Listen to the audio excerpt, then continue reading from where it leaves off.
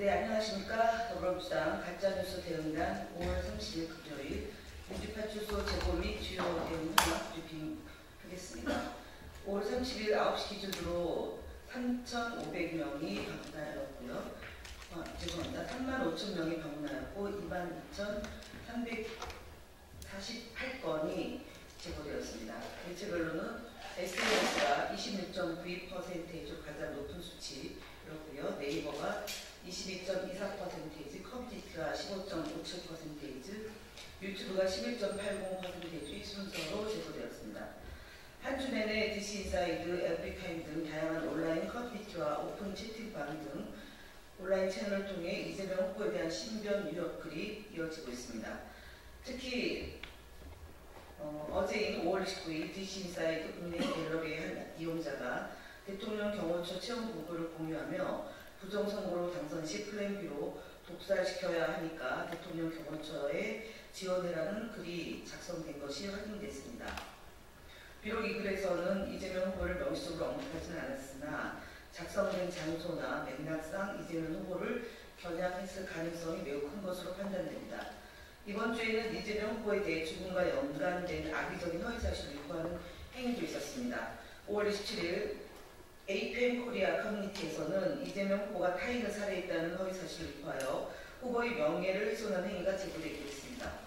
가짜뉴스 대응단의 주요 대응 현황 보고드립니다. MBC의 이준석 후보 부적절 발언 음성고 처리에 대한 입장을 밝힙니다.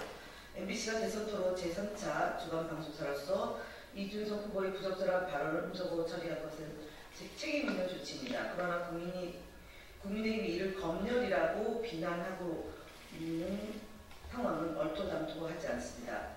해당 조치는 MBC뿐만 아니라 KBS, SBS 등 지상파 방송사 모두 유사하게 진행한 것으로 유독 MBC만 검열 프레임을 씌우는 것은 부적절합니다.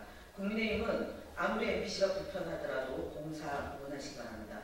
그러면 계속 이 방송을 통해서 이 소리가 나가야 된다는 주장을 펼치는 겁니까? 국민의힘은 정신 차리기 바랍니다. 펜앤마이크, 더 퍼블릭 등 언론 대응 보고 말씀드리겠습니다.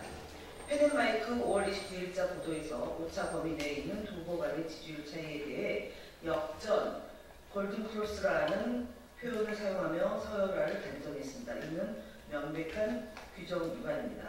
또한 펜앤마이크는 5월 28일자 보도에서 거북선 전체 운영 실패를 이재명 후보의 책임으로 적시하여 사실을 왜곡했습니다. 한편 더 퍼블릭은 5월 29일자 보도에서 후보자의 자질이나 공적 수행 능력과 무관한 자녀들을 비교 대상으로 삼고 김문수 후보에 대해서는 이단 위주로 보도했습니다. 이재명 후보에 대한 비난만 쏟아내는 것은 공정성을 훼손하는 것입니다. 이 모두 인터넷 선거 보도심의위원회 규정 위반으로 이의신청을 했습니다. YTN 연합뉴스TV, 채널A 등 문제 사례에 대한 방송 대응 보고드리겠습니다. 5월 27일, 28일에는 YTN 연합뉴스TV, 채널A 등 총 4개의 프로그램에서 법원조직법 개정안과 제3차 대선 후보 TV 토론을 다루며 더불어민주당과 이재명 후보에 대한 허위사실을 지속적으로 발언하고 있음을 확인했습니다. 해당 사례들은 패널의 사실 왜곡 및 명예훼손 발언, 객관성 위반 사항 등으로 선거방송심의위원회에 심의 접수하였습니다. 5월 28일 방송한 YTN 뉴스케어 10에서는 5월 16일, 5월 17일에 진행된 리얼미터 여론조사 결과를 보도하며 이재명 후보와 국민의힘 김문수 후보 및 개혁신당 이준석 후보 간의 격차가 크지 않아 보이도록 그래프를 편집했습니다. 이러한 방식은 시청자에게 중대한 오류를 줄 수 있으며 이는 선거방송심의에 관한 특별규정 제18조 3항 여론조사 보도사항을 위반한 것입니다. 해당 보도권은 방송의 여론조사의 보도와 제작 기술상의 균형, 사실보도 및 공정성 위반으로 선거방송심의위원회에 심의 접수했습니다. 또한 어제 브리핑 중 선거방송심의위원회의 불공정 편파 심의에 대한 깊은 유감을 표명한 바 있습니다. 가짜뉴스 대응단 이와 관련해서 오늘 선거방송심의위원회에 공문을 보내 정식 항의하고 재발 방지를 촉구했습니다.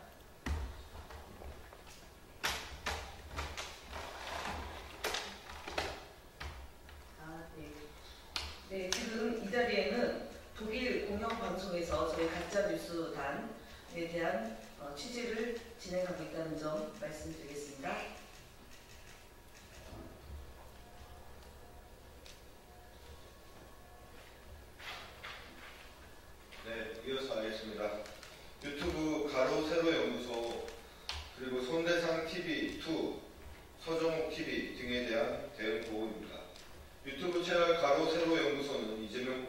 강남이 정보통신망법 위반으로 벌금형을 받은 사실을 성범죄 확정, 성폭력 처벌법 위반 등으로 왜곡하며 이를 수십 차례 반복 방송했습니다. 손상대 TV2는 해당 사건의 공소장 내용을 성적으로 노골적인 표현까지 여과없이 공개한 뒤 젓가락이라는 문제 표현을 반복적으로 강조하며 이재명은 싹 다 거짓말이라며 단정 짓는 비방 행위를 지속했습니다. 이에 해당 채널들에 대해 구글과 중앙선거관리위원회에 신고 조치를 완료하였습니다. 또한 서정옥TV는 150만 원으로 시간 끄는 꼼수라며 김혜경 여사를 조롱하고 김혜경 리스크, 김혜경은 석수무책 등 반복적인 비방성 발언을 이어갔습니다. 해당 영상을 명예훼손으로 신고하였으며 그 결과 영상에 대한 접근 차단 조치가 이루어졌습니다. 다음 국민의힘 김문수 대선 후보 거짓말 시리즈 22번째입니다. 김문수 국민의힘 대선 후보는 국민적 불신이 선거제도 전반에 퍼지고 있다며 사전투표제 폐지를 공약으로 제시했습니다.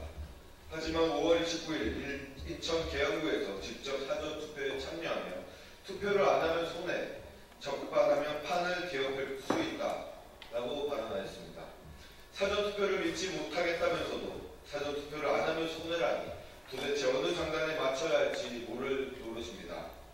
국민의힘 역시 5월 29일 오후 박성호 대변인 논평을 통해 사전투표를 두고 부정선거의 온상이 되어서는 안 된다고 주장하며 선거제도에 대한 불신을 확산시켰습니다. 그러나 헌법재판소와 대법원은 이미 각종 부정선거 의혹에 대해 사실무근이라고 판결한 바 있습니다. 또한 가짜뉴스가 꼬리를 물자 선관위는 이번 선거에서 사전투표한 폐쇄로 24시간 공개, 투표지 수검표 등 지난 선거 당시 마련한 투명성 제고 방안을 유지하면서 각 투표소 투표자 수도 1시간 단위로 공개하는 조치까지 시행 중입니다. 사전투표를 믿지 못해 폐지하겠다면서 사전투표에 참여하는 국민의힘과 김문수 후보의 황당한 행태는 이해가 불가능한 수준입니다. 다음 국민의힘 김문수 대선 후보 거짓말 시리즈 23번째입니다. 김문수 국민의힘 대선 후보는 5월 30일 대국민 호소문을 발표하며 경제를 살리기 위해 이재명을 막아야 한다고 주장했습니다. 국민의힘이 배출한 윤석열 정권의 불법개혁, 반헌법 내란 행위의 여파로 민생 경제가 대혼란에 빠졌음에도 뻔뻔스러운 주장을 이어가고 있습니다. 불법개혁으로 인한 민생 경제 파괴는 김문수 후보 본인도 인정한 것입니다. 5월 29일 인천 유세에서 김 후보는 그동안 개혁 때문에 또 탄핵 때문에 그리고 장사도 잘 안 되고 경제도 안 돌아가고 일자리도 별로 없고 여러 가지 어려운 점이 많다고 언급하기도 하였습니다. 한국은행은 올해 1월 비상계엄 등으로 한국 경제의 실질 국내 총생산 감소폭이 약 6조 3천억 원에 이르고 경제 성장률도 0.3포인트 하향 수정해야 한다고 밝힌 바 있습니다. 일각에서는 불법개혁의 충격으로 인한 한국 사회의 유무형의 경제사회적 손실이 수백조에 이른다는 주장도 제기되고 있습니다. 불법개혁 정권의 이론으로 한국 경제에 대해 어떠한 말도 할 자격이 없는 김문수 후보가 경제가 시커먼 수렁으로 추락할 것이다, 방안이 없다, 그런 식의 터무니없는 거짓말을 지속하고 있습니다. 이상입니다.